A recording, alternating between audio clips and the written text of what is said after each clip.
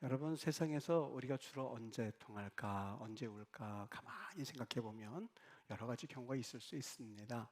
물론 기뻐서도 울기는 합니다만 대부분이 우는 경우가 뭔가 잘못되었을 때에 사랑하는 사람이 세상을 운명을 달리했다든지, 그리고 가장 아끼는 이가 세상을 떠났을 때 우리 참 구슬프게 울기도 합니다.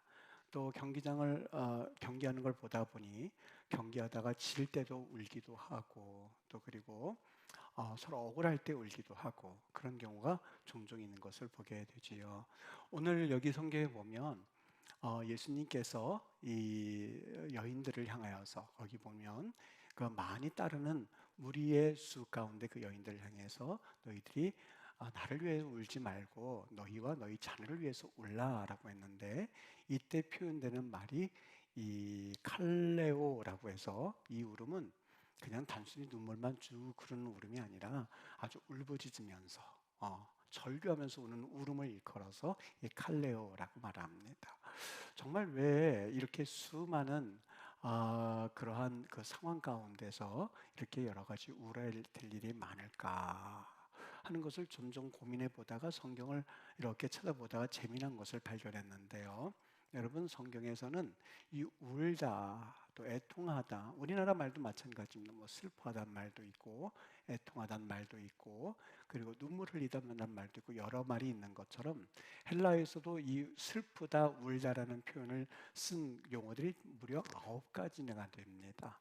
저는 이 9가지 단어를 살펴보다가 그렇구나, 왜 이렇게 수많은 단어가 울다, 애통하다라는 말로 표현됐나 하고 가만히 생각하다 그 이유를 좀 어느 정도 느낄 수가 있었는데, 그 이유를 알 수가 있었는데, 그것은 우리 인생을 살면서 기뻐할 일들보다 울어야만 한 일들이 훨씬 더 많기 때문이구나 하는 것을 좀 깨닫게 되었습니다. 참 좋은 일도 있고 또 기쁜 일도 있고 행복한 때도 있었습니다만, 인생은 울어야 할 일들이 얼마나 많은지 모릅니다. 여기 오늘 예수님께서 이제 십자가를 지시기 위해서 골고다 언덕을 올라가실 때에 예수님을 따르는 수많은 무리들이 있었습니다. 여기 보니까 백성과 및 그를 위하여 가슴을 치며 슬피 우는 여자의 큰 무리라고 한 것을 보면, 그 수많은 사람들이 울면서 예수님이 십자가에 못 박혀 죽으시는 것에 대해서 안타까워하면서 그 뒤를 같이 밟았던 것 같습니다. 여러분, 이때에 예수님이 여인들을 향해서 하신 말씀이 오늘 본문의 핵심적인 말씀입니다. 여인들아, 나를 위해서 울지 말고 너희와 너희 자녀를 위해서 아주 통곡하면서 울어라. 울부짖으면서 울어라. 여러분, 어떻게 보면 잘 이해가 안 되는 예수님의 충고이지 않나 하는 생각이 들 정도입니다. 사실 예수님이 그렇게 따라오는 무리를 보면 눈에 보일 리가 없죠. 지금 얼마나 고통스러우시겠습니까? 그런데도 굳이 그들에게 말을 하신다면, 난 괜찮다, 너무 울지 말아라, 여기까지만 해도 괜찮을 것 같아요. 여러분, 너무 울지 마십시오. 그렇게까지 슬퍼할 일은 아닙니다. 내가 지금 십자가에 골고다 언덕으로 걸어 올라가니, 구원을 이루려고 하니 오히려 기뻐할 일이지, 나 좀 힘들긴 하지만 그렇게 울지 마십시오. 그것이 좀 너무 과한 문장이라고 한다면, 여러분 그렇게 너무 울지 말아요, 괜찮아요 하고선 가실 수도 있었거든요. 근데 예수님이 그 문장을 길게 사용하시면서 여인들아 나를 위해서 울지 말고, 그 다음 무슨 말을 덧붙이냐면, 너희를 위해서, 너희 자녀들을 위해서 통곡해라, 이 말입니다. 지금은 그냥 슬프게 눈물만 주르르 흘리고 있거든요. 근데 예수님이 통곡하라는 거예요. 예수님이 울부짖으라는 거예요. 너희 자녀들 위해서 너희들이 그냥 막 죄를 뒤집어 쓰고 통곡하면서 올라는 거예요. 왜 예수님이 그런 말씀을 하셨을까? 예수님이 그 말씀을 하시게 된 배경은요, 앞으로 지금은 예루살렘이 평안합니다. 지금은 예루살렘이 그저 평안을 유지하는 것 같고 그저 밥 세끼 먹는데 아무런 문제가 없는 것처럼 보입니다. 그런데 그때도 로마군이 그들을 지배하고 있었습니다만, 70년 이후에 로마군이 예루살렘을 완전히 점령하는데요, 거기서 그리고 도륙이 일어나는데, 여러분 전쟁 나는 것을 이웃 나라에서 지켜보니까 참 기가 막히죠. 존 커비, 그 미 국무부 대변인이죠. 이번에 그 전쟁에 대해서 이야기하면서 유명한 일화 있지요. 10초 동안 말을 하지 못하고 그냥 입을 쿡 다물고 이러고 있었어요. 그 냉정하고 그리고 미 국무부 대변인으로서 사실 철의 사람이라고 불려질 만큼 아주 명철하고 생각이 앞선 사람이었었거든요. 근데 이 사람이 그 우크라이나를 생각하면서 너무 불쌍한 나머지 그러면서 뭐라고 얘기했냐면 러시아가 이렇게 잔혹하게 일반인들을 학살하게 될 줄은 상상하지 못했다. 우리가 그걸 놓쳤다 그러면서 그것에 마음 아파서 눈물을 꾹 참고 있는 것을 보면서 그렇다. 전쟁이란 얼마나 비참한지 모릅니다. 여자와 어린아이들 죄 없이 죽어가고 있는 그 광경을 보면서 아마 너무너무 비참하다는 생각이 아마 많은 이들에게 21세기에서도 저도 처음에는 그저 군사시설만 공격하고 그리고 거기만 점령해서 무력하게 만들어서 땅 뺏어가나 보다 그렇게 생각했거든요. 근데 21세기를 살아가는 현재에 전혀 전쟁과는 상관이 없는 어린아이들까지 여자들은 물론이고 그 광경을 보면서 이게 인간의 악함이라는 것이 끝이 없구나. 23세기, 24세기를 간다 하더라도 변화될 게 없겠구나 하는 생각이 들었습니다. 예루살렘을 정령했는데 로마군들이 자그마치 몇 명을 도륙했냐면 110만 명을 도륙을 합니다. 여러분 100명 했어도 너무나 이 사람들이 한 명 죽어도 어떻게 죽었나 이러는데 10명도 아니고 100명도 아니고 1000명도 아니고 10,000명도 아니고 10만 명을 넘어서 110만 명이 도륙당했다고 여러분 상상해 보세요. 예루살렘 전 거민들이 죽었다는 것과 별반 다름없는 얘기거든요. 좀 끔찍한 일이 벌어진 겁니다. 아이들은요, 여자들은요 예외가 없었겠죠. 그리고 포로로 나머지는 그나마 있는 사람들은 포로로 끌려가기도 하고요. 아주 끔찍한 일을 예수님이 십자가 못 박히고 나서 70년 이후에 AD 70년 이후에 예루살렘이 아주 쑥대밭이 됩니다. 지금은 멀쩡했죠. 밥 세끼 먹고 있지요. 그리고 본인이 할 거 다 하고 있죠. 사치 부리고 있지요. 멋도 부리고 있지요. 사업하지요. 일하지요. 직장 다니요. 공부하지요. 학원 다니요. 다 하고 있었습니다. 근데 70년이 그러니까 예수님이 그 십자가 달리러 가실 때 구슬프게 울고 있었지만 예수님이 하신 말씀은 어떤 말씀이겠어요? 나는 괜찮다. 구원을 위하여서 나는 그 길을 걸어가고 있으니 나는 그 길을 걸어가고 있는 거거든. 내가 지금 마음에 너무 아픈 것은 이제 70년 이후에 너희들이 당할 일들을 생각하니 여러분 이때를 위해서 누가복음에 뭐라고 묘사하고 있냐면 19장 말합니다. 날이 이를지라 네 원수들이 토둔을 쌓고 너를 둘러 사면으로 가두고 또 너와 및 그 가운데 있는 내 자식들을 땅에 메어치며 여러분 그 근동에서는요 죽일 힘도 없으니까 사람을 장난으로 죽이는 거예요. 어떻게 해요? 어린아이들의 발을 잡아가지고 빙빙 돌리다 땅바닥에 메어치는 거예요. 그렇게 하고 살해를 했어요. 여러분 얼마나 끔찍합니까? 상상조차 하기 싫죠. 그 일을 예수님 지금 예언하신 거예요. 돌 위에 남기지 아니하리니 이는 내가 보살핌 받는 날을 알지 못함을 인함이니라 라고 하면서 예수님의 마지막 날 있어야 할 일들을 말씀해 주셨어요. 여러분 얼마나 그 고통스러운 날이 오냐면 끝에는 누가복음 23장 29절에 말합니다. 날이 이르면 사람이 말하기를 잉태하지 못하느니 뭐예요? 아이 낳지 못하는 사람, 해산하지 못하는 배, 먹이지 못하는 젖 아기를 안 낳으니까 젖을 먹이지 못하지 않습니까? 그 사람들이 과거에는 저주받은 사람이라고 그랬어요. 성녀라고 일컬었어요. 아유 하나님께 태문도 못 여는 저런 목석 같은 여자 같으라고 아주 신랄한 욕을 했거든요. 근데 예수님이 말씀하신 거예요. 이제 그날이 오게 되면 먹이지 못하는 이 젖, 잉태하지 못하는 이 태가 그런 사람들 아유 저 사람 복 받은 거구나라고 말할지다. 우리나라 말로 다시 표현하면은 아유 무자식이 상팔자였었네. 자식이 있으니 자식이 죽는 꼴을 보고 자식이 저렇게 살해당하는 걸 보고 하니 그게 비극이지 어디 살만하겠습니까? 그런 날이 올 거야 라는 이야기를 예수님이 하셨던 겁니다. 여러분 사실 우리 이 십자가형과 같은 기가 막힌 형벌을 당하고 있고 자기들은 난공불락의 도시에 살고 있다고 생각을 했습니다만 사는 게 이제 그것이 얼마 가지 못한다는 얘기예요. 곧 그 모든 시설들과 그들이 목숨을 앗아갈 일을 생각한 예수님이 너무 마음이 아팠던 거예요. 그러니 울라고 하는 거예요. 여러분 어디 이뿐이겠습니까? 제가 조금 전에 언급했던 것처럼 우리의 죄악성은요, 이거는 조금 문화가 좀 발달됐다고 해서 나아지지 않습니다. 이번에 여실히 증명됐지 않습니까? 사람을 그렇게 이 살해하는데 과거에 이렇게 끔찍하게 살해했나? 라고 싶을 만큼 끔찍하게 사람을 저렇게 하는 것을 보면서 이거는요, 그 사람들이 악해서이기도 합니다만 여러분 이게 우리의 죄성입니다. 이게 우리의 모습이라고 생각하시면 돼요. 나도 똑같은 사람이구나 하는 걸 그들의 죄를 짓는 것을 보면서 우리가 생각하면 되거든요. 지금 미국 사회에서 세 가지 지금 사회적 문제로 인해서 아주 너무너무 그 미국 사회가 흔들흔들됩니다. 첫 번째, 동성애 문제입니다.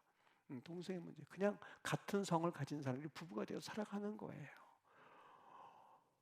도대체 이해가 되지 않는 일들이 벌어지고 있는 거예요. 두 번째, 낙태 문제예요. 그냥 10대 청소년들이 전화만 하면요, 911에서 와서 데려가가지고 부모 몰래 그냥 싹 깨끗하게 처리해 줍니다. 있을 수가 없는데 그게 이제는 합법화됐어요. 세 번째, 왜요? 그 자녀들이 이제는 자기가 성인이 되었으니 자기 마음대로 할 수 있는 어느 정도 그러한 자격을 갖췄다고 본 거예요. 세 번째, 젠더 문제요.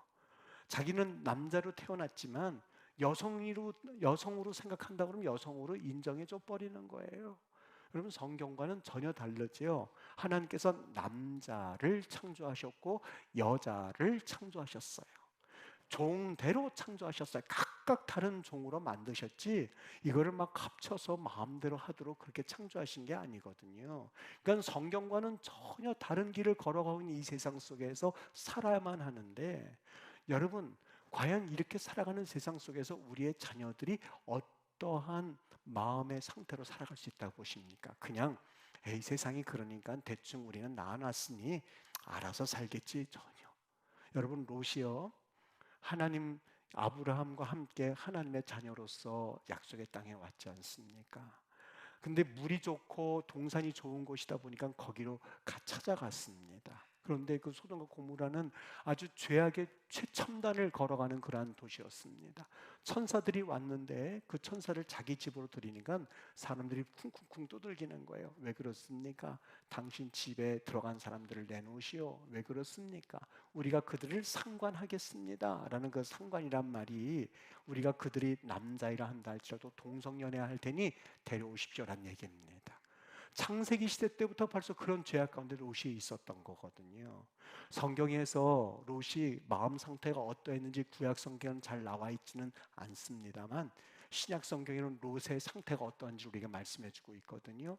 롯에 대해서 베드로후서 2장 7절 말합니다.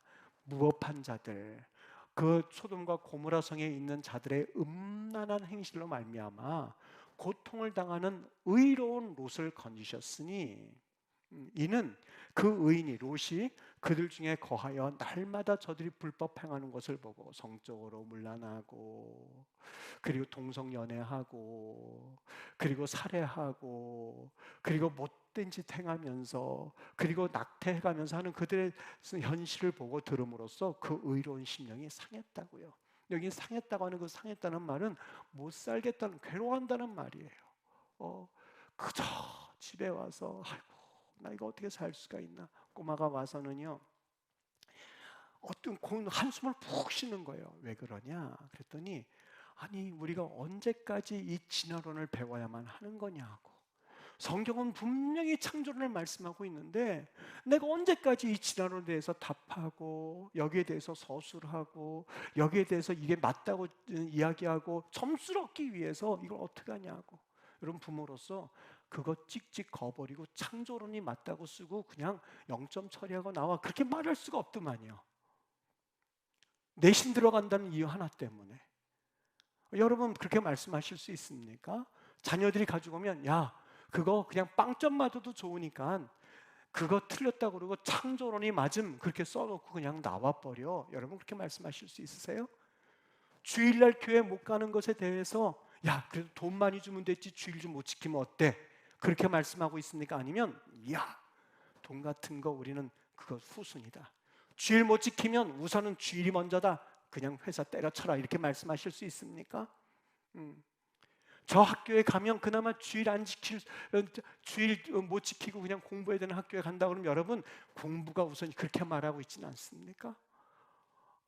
여러분 그 롯이 그런 시대에 살다 보니까는 그 의로운 롯이 고통을 당하기 시작하는 거예요. 너무 힘든 거예요.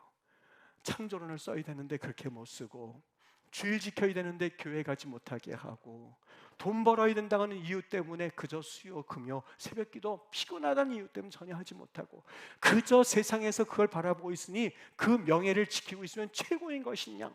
여러분 법대 의과대학 간다고만 한번 해보십시오. 모든 부모님들이 열일 제쳐두고 거기부터 먼저 가라고 다들 애쓸 만큼 아주 혈안이 돼 있는 세상에 우리가 살고 있거든요. 야, 교회 안 다니는 자매, 교회 안 다니는 형제면 어때? 돈만 많으면 되지. 높은 지위에 있기만 하면 되지. 최고지. 그 교회 나중에 다녀도 되면 뭐 좋고, 안 다니면 어쩔 수. 여러분 그렇게 살고 있는 것은 아닙니까? 아니면 목숨을 다해서 내가 하나님을 믿지 아니하는 자녀라면 이라고 하면서 여러분이 타협의 여지가 없는 겁니까? 롯이 너무너무 고민이 되었었던 거예요. 고통을 겪어만 했었던 거예요. 하늘의 원한 그 선언이 닿게 되었었던 거예요. 여러분, 우리가 이것을 어떻게 해결할 수 있을까? 제가 목회를 하면서요, 요즘은 조금 느끼는 게 있어요. 죄에 대해서 설교도 많이 하고, 성령에 대해서도 설교를 하고, 복음에 대해서도 설교를 하고, 성교를 하면서요, 가만히 봤어요. 나는 물론이고 성도님들도 물론이고 참 이 말씀대로 우리가 따라 살기가 쉽지가 않은데 이거 어떻게 하면 될까? 여러분 자녀들한테 죄에 대한 이야기 해보십시오. 꼰대라는 소리 듣습니다. 그건 성경에서나 그렇지라는 이야기 듣거든요. 요즘 하도 하는 말 젊은이들 아시죠? 나 때는 말이야, 나 때는 말이야. 라떼 이즈 홀스란 말 여러분 들으셨죠? 라떼 이즈는, 나 때는 홀스, 말이야. 그래서 이 젊은이 어린 아이들이요, 또 누가 훈계하기 시작하면요, 라떼 이즈 홀스, 라떼 이즈 홀스 그래요. 에휴, 또 나 때 나왔구나, 나 때 나왔구나. 그저 나 때는 이렇게 살았다는 말 나왔구나. 여러분 그러면서 자기네들이 뭐라 그러는지 아세요? 아유, 지금은 나 때는 말이야 이렇게 말할 텐데 내가 이 다음에 커가지고 장가들어서 아이들한테 내가 말이야 이렇게 말하면 걔네들도 나 때는 말이야 또 그러겠구만. 자기네들도 그래요. 여러분 성경에 수천 년 전에 있는 이 말씀을 얘기해 보십시오. 고리타분하게 듣습니다. 아니 성적으로 지금은 이 말씀 준비하면서 제가 인터넷을 들어가 봤어요. 청소년 상담실 들어가 봤어요. 여러분 뒤로 나자빠질 뻔했습니다. 정말 뒤로 나자빠질 뻔했어요. 죽고 싶다는 말이 아예 그냥 나와 있고요. 성적인 거요? 그거요? 무너진 지 오래입니다. 여러분 시집 갈 때까지 장가 갈 때까지 거룩을 지켜보십시오. 그 얘기하는 게요 정말 수천 년 전에 무덤에서 자다가 깨어난 사람이 하는 말로 정도밖에는 안 들어요. 이제는 한번 그 안에 들어가 보세요. 제가 그 안에서 동거할 사람들 그걸 쭉 쳐봤어요. 그랬더니요 쏟아져 나오는 그 사이트를 보고 정말 뒷목 잡았어요. 너무너무 기가 막힌 현실 가운데 있는 거예요. 여러분 이럴 때에 어떻게 이 말씀을 가르치겠습니까? 자녀들이 뭐라고 그러겠습니까? 앵무새처럼 매같이 이야기한다고 나 때는 말이야 그 소리 듣고 말 상황이거든요. 마틴 로이드 존스 목사님이 이렇게 그 책에 표현을 했습니다. 죄가 무엇인지 알기 위해서는 설교를 많이 하라 그렇게 말하지 않았어요. 죄가 많이 알기 위해서는 성경 말씀 가르쳐라 그렇게 말하지 않았어요. 죄가 무엇인지 알기 위해서는 자신을 돌아보는 것이 아니라 하나님의 임재 앞으로 나아가는 것이다. 그 자녀가 죄를 알기 위해서는 하나님 임재 앞에 나가도록 해줘야 된다는 거예요. 하나님을 알게 해줘야 된다는 거예요. 여러분 사도 바울이요 예수 믿는 사람을 잡으러 갔다가 그가 변화된 한 가지 이유가 있었다면 정오의 빛이 그에게 임하여서 하나님을 경험하고 나서 주여 누이십니까? 나는 네가 핍박하는 예수다 라는 그 하늘의 음성을 듣고 그의 삶은 변화되었어요. 그리고 그는 하나님 앞에 헌신된 사람으로 바뀌어졌어요. 그리고 그는 외친 거에 오호라 나는 공고한 자다. 내가 지금까지 율법에 흠이 없는 자로 여겼지만 나는 죄인 중에 괴수다라고 하면서 자기가 누군지를 깨달았어요. 나는 좀 괜찮은 사람인 줄 알았더니 나 참 형편없는 놈이구나. 나 좀 이런 사람인 줄 알았더니 그 하나님을 경험하고 났더니 아이고 더러워 죽겠는 거예요. 치사해 죽겠는 거예요. 내가 이렇게 살아가고 있구나 하면서 깨닫기 시작한 거예요. 성 어거스틴이요, 젊었을 때 여자들 가까이 하고, 그리고 문란한 성적인 그런 그 생활이 문란하고 만이교에 빠지고 있었을 때에, 여러분 그가 도대체 이 사람이 사람 역할을 할 수 있을까 할 때에 성 어거스틴이 어머니가 그를 위해서 뭘 했는지 아십니까? 정말 교회 나와서 울부짖으면서 하나님 앞에, 하나님, 저 자녀가 하나님을 경험하게 해달라고 기도했을 때 하나님의 음성이 그에게 들렸습니다. 로마서 말씀을 펴서 읽어라. 시대가 가까우니 네가 거룩한 옷을 갈아입으라 라고 하는 그 로마서의 말씀을 듣고서는요, 그의 삶이 하나님을 경험하면서 180도 바뀌어졌습니다. 하나님 앞에 라고 하는 그 의식이 없이는 여러분 이 죄 문제에 대해서 인식조차 하지 못합니다. 다윗이 하나님 앞에서 아주 큰 죄를 지었죠. 우리아의 아내 밧세바를 범했을 때에 하나님이 야, 너 어떻게 왕으로서 도덕적으로 그렇게 살 수 있니? 라고 말씀하지 않았어요. 하나님이 그에게 말씀하신 내용은 다른 데 있지 않아요? 사무엘하 12장 9절 말씀, 네가 여호와의 말씀을 업신여기고 나보기에 악을 행하였느냐? 네가 여호와를 업신여기고. 여러분 다윗이 언제 에이 하나님 뭐 별거 없네 그런 적이 있습니까? 하나님이 이런 적이 없어요. 예배했어요. 신앙인이에요. 교회도 다녔어요. 11조도 잘 뚝뚝히 했어요. 새벽 기도도 나왔어요. 예배 충실히 했어요. 그런데 하나님 뭐라고 그래요? 네가 나를 업신여겼다. 네가 나를 업신여겼다. 하나님 그 말씀을 왜 하세요? 네가 나를 업신여겼다. 그런 것은 네가 외견상관은 그렇게 하고 있지만 넌 남의 아내 그렇게 탐해서 그렇게 사는 놈이잖아. 나 업신여기고 있는 거야. 그 말이에요. 여러분 우리가 언제 하나님 앞에 아유 하나님이 어디 있어? 그런 말 하신 적이 있습니까? 감히 그걸 못하죠. 교회 다니는데. 그런데 세상에서 어떻게 살아가고 있느냐 하는 거예요. 다른 여자들 보면서 음란한 눈으로 쳐다보고 있습니까? 보지 말아야 할 사이트 음란하게 쳐다보고 있습니까? 그저 가지 말아야 할 곳 거기 탐으면서 머리에 좀 생각하고 있습니까? 품지 말아야 할 생각 품으면서 내가 하는 생각 품고 있습니까? 교회 다니면서 예수님 믿는다고 하면서 우리 안에 밧세바 범하는 그를 보면서 네가 어떻게 나를 업신여기느냐? 우리의 행위와는 상관이 없이 예배드리고 크리스천이라고 하는 가슴에 성경 말씀 끼고 다니는 거 행위와는 상관이 없이 그저 음란한 눈길을 가지고 세상에 여러 가지 걸 탐해야 되지 말아야 할 것을 탐해가면서 살아가는 우리의 모습을 보면서 너 나 업신여겼잖아. 요셉이 보디발의 아내가 자기의 유혹할 때에 나 의로운 자입니다 하면서 뛰쳐나가지 않았거든요. 나 이런 사람인데 하고 뛰쳐나가지 않았거든요. 그가 뛰쳐나갈 때 그가 행했던 유일한 하나님 앞에서 고백이 뭐냐면 내가 여호와 앞에 어떻게 득죄할 수 있겠습니까? 내 아내를 보면서 에이 아내가 있는데 어떻게 그런 짓을 해야 하는 그 말은 자식이 있는데 내가 어떻게 자식 앞에서 그런 일을 하는 그게 아니에요. 여러분 자식과 아내 상관이 없이 하나님 앞에 서 있는데 제가 조금 아까 이 6명의 자녀들 너희들 하나님 앞에 고백했지 그거 왜 물어봤는지 아십니까? 지금은 인식하지 못하더라도 성령께서 이거 꼭 기억나게 하시거든요. 그 하나님 앞에란 말이요. 하나님 앞에란 말이. 여러분 서울신학대학 들어갈 때 이 선서하거든요. 사람 앞에 선서했으면 사실 이거 기억도 못했을 거예요. 근데 선서할 때에 뭐라고 기억하면 하나님 앞에서 교회 앞에서 말을 해요. 평생 잊을 수가 없겠더만요. 평생 잊을 수가 없어요. 하나님 앞에서 사람은 사람 앞에서 한다면 사실 어겨도 될 만한 일들도 꽤 있었거든요.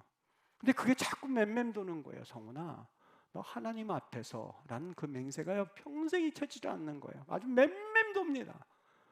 저는 이 하나님 앞에서 이 소리만 들으면요 자다가도 아유 죄보면 안 돼.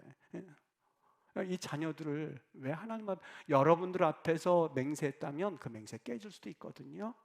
하나님 앞에서 요셉이 그랬어요. 내가 여호와께 어찌 득죄할 수 있겠습니까? 나온 거예요.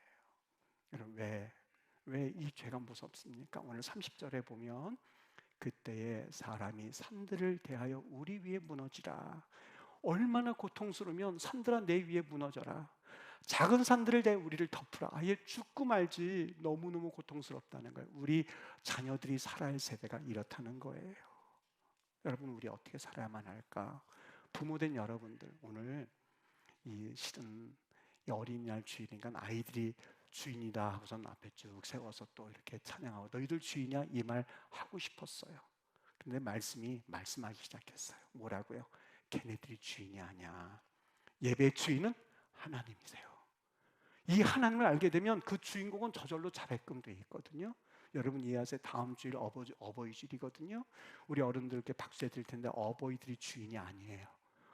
참 귀하신 분들이지만 그분들 주인 삼지 않으려고 해요. 하나님이 주인이세요. 하나님이 주인이시고 하나님을 높여드릴 때에 그분들은 또 하나님 바라보면 살 때 존경받게끔 되어 있는 겁니다. 여러분, 우리 누구든지 간에 주인 되려고 하지 말아요. 절대 그러지 마십시오. 가정에서 내가 부모라고 나 좀 높여주지, 여러분 그러지 마세요. 그 가정의 주인은 누구예요? 하나님이에요. 아이들도 하나님 앞에서 섬겨드리세요. 그 아이들을 하나님 앞에서 내게 맡겨준 선물 섬겨드리세요. 어디 간든지 간에. 여러분, 과거에 우리 기독교에 아주 좋은 샘플이 있었습니다. 제가 누구라고 말하지 않겠는데 아주 가까이 보던 분들이에요. 뭐 그렇다고 해서 개인적인 친분이 있는 건 아닌데 그분들이 무슨 생각을 했냐면, 우리 이렇게 교회가 맘모스 교회니까 우리 둘이 협작해서 한번 왕 좀 한번 흔들어 보자. 둘이 얘기가 됐어요. 웬걸요? 하나님께서 철저하게 무너뜨리시는데요, 그 모습을 가만히 보면서 소돔과 고모라가 생각이 났어요. 바벨탑 어떻게 쌓았는지 아시지요? 자, 우리 바벨탑을 쌓아서 우리의 이름을 내고 내가 누군지 그 이름을 한번 내볼까라고 했을 때 하나님이 강림하셔서, 오히려 인간들은 쌓으려고 했는데 하나님이 내려오셔야 그들을 만날 수 있거든요. 내려오셔서 그대 언어를 혼잡게 하셨으니 바벨이라 하리라 라고 말씀하셨어요. 여러분, 하나님 앞에서 높아지려고 하거든 넘어질까 두려워하라 그러는데 우리는 높아지려고 그래요. 가정에서도요. 여러분, 우리가 어린 자녀들, 우리 자녀들의 부모로 하나님께서 맡겨주셨고 부모로 책임을 다하라고 해주셨지, 우리가 그들을 억압하고 그들에게 대우받으라고 맡겨주신 게 아니거든요. 어느 공동체든지 간에요. 여러분, 뭐라고 말씀하고 있는지 아십니까? 예수님이 왜 그 말씀하셨는지 이해가 되시지요? 나를 위해서 올 것이 아니라 너와 너희 자녀를 위해서 통곡해라. 예레미야에게, 아직 느헤미야에게 예루살렘에 관한 일을 맡겼을 때 예레미야가 통곡하며 4개월을 울었습니다. 금식했습니다. 그때 하나님께서 예루살렘을 살려주셨죠. 우리 하나님께 자녀를 맡겨주셨는데 왜 기도하지 않으세요? 왜 통곡하지 않으세요? 그냥 내가 나놓기만 하면 저절로 잘할 수 있다고 생각하세요? 금식하고 그 자녀를 위해서 울부짖으면서, 하나님 저 시대의 저 자녀들이 사나 나를 덮어라라고 하면 고통스러워할 텐데 자다가도 벌떡 일어나서 하나님 살려달라고, 하나님 저 의인들이 세상에서 고통받고 울부짖고 있다고, 하나님 저들이 우리 기도 아니면 살 수 없다고. 자녀들도 기도하네, 부모님들도 기도하네. 그러면 이 세상에서 살아갈 수가 없는 시대에 우리가 살아가고 있습니다. 성 어거스틴의 어머니, 여러분 눈물로 기도했을 때 그 자녀가 돌이켰거든요. 시편 56편 8절, 나의 유리함을 주께서 계수하였으니 나의 눈물을 주의 병에 담으소서. 눈물의 양이 찰 때까지 하나님께서 기다리고 계세요. 기다리고 계세요. 여러분 지금 앉은 자리에, 그 자리에서 눈물이 뚝뚝뚝 떨어져 그 장소가 찰 때까지 하나님께서 지켜보고 계시고 기다리고 계시고 인내하고 계신다는 사실을 믿으시고 주님 앞에 그러한 삶을 살아갈 수 있게 되기를 주의 이름으로 축복합니다. 여러분, 진실로 자녀들을 사랑하십니까? 그 자녀들에게 해줄 것 많지요.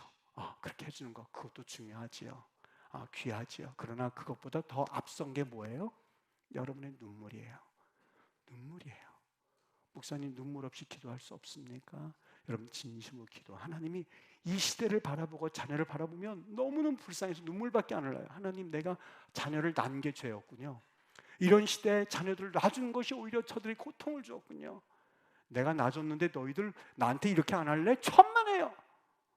내가 놔줬는데 너희들 나한테 효도 안 해? 천만에요. 하나님을 경험하게 되면 내가 놔줘서 미안하다, 너희들로부터 기쁨을 얻고 너희들 어렸을 때 그것을 기쁨을 얻은 것 참 감사한데 내가 참으로 이런 시대에 너희들을 놔줘서 너무너무 미안하다라는 마음으로 기도해 주셔야 합니다. 그래야 그 자녀들이 그나마 숨을 쉴 수가 있거든요. 오늘 이 말씀을 여러분 마음에 잘 담으셔서 이 시대를 살아갈 때 부모님으로서 어떻게 살아야 될지, 돈 벌어서 먹고 사느라고 정신이 없습니까? 여러분 그만큼 자녀는 더 심각하거든요.